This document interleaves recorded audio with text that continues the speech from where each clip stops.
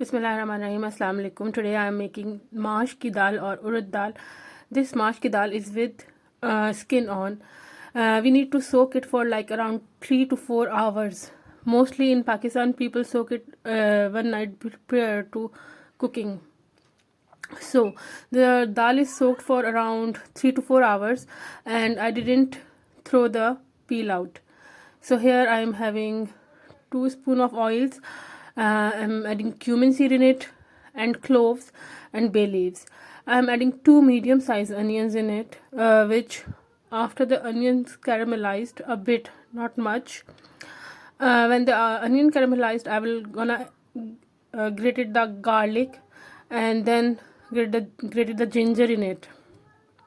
So when the all this onion masala got fried, I will gonna add salt, then red chili powder, and coriander powder, a bit of black pepper powder. These all ingredients you need to take according to your choice and taste. I like strong spices, so my spices are a bit more than normal eaten food. So here I am. The onions are, when we speak, we can speak a far more quick than the food is cooking on the stove. Anyway, after when I did add the dried spices, which I'm telling you, and then I add the dal in it, which soaked for around 4 hours. So here I'm adding garlic. There are like 5 to 6 garlic cloves, or it's according to your wish how much you want to use garlic in your food. I like more garlic in my food, so I add 5 to 6 or sometimes 6 to 7 cloves. So maash ki dal is a very famous food. Usually in our family, we like it very dry, but you can make it in soupy water type consistency, but it's again according to your choice how you want to eat it. I am making it dry maash ki dal today, so I am just using the water in which the dal was soaked. Before, when I was a kid, my mom used to throw out all the skin peel off maash ki dal, but now I got into the environment things, and I think more awareness of environment and wastage, so I am not wasting anything nowadays. So I am even not wasting dal mash peel, and dal mash skin or peel is going into the curry.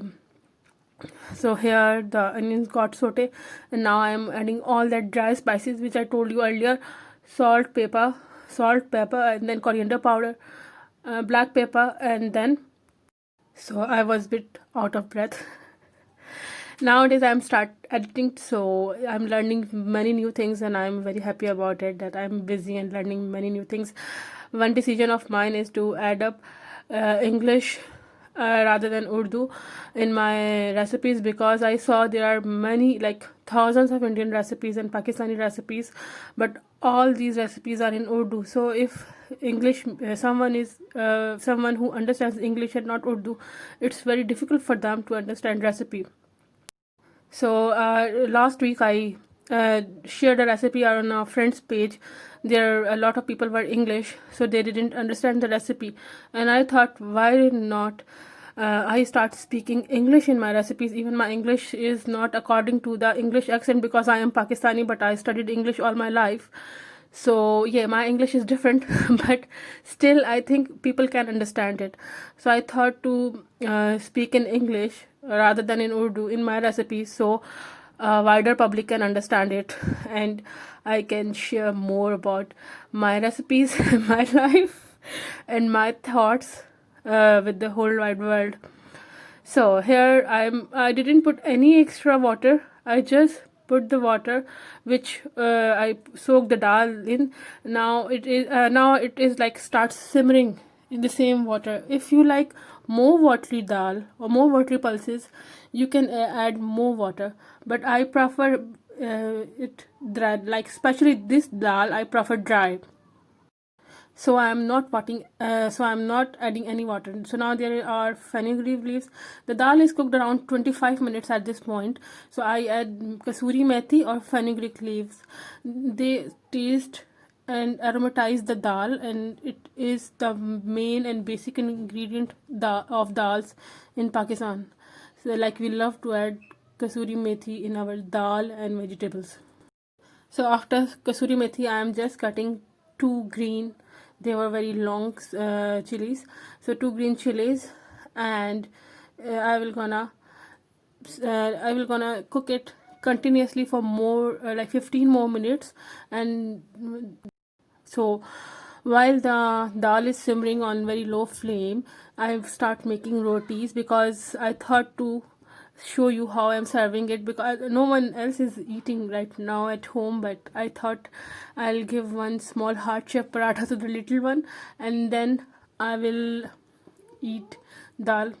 So now I'm making this heart shape roti, and then the next roti for myself.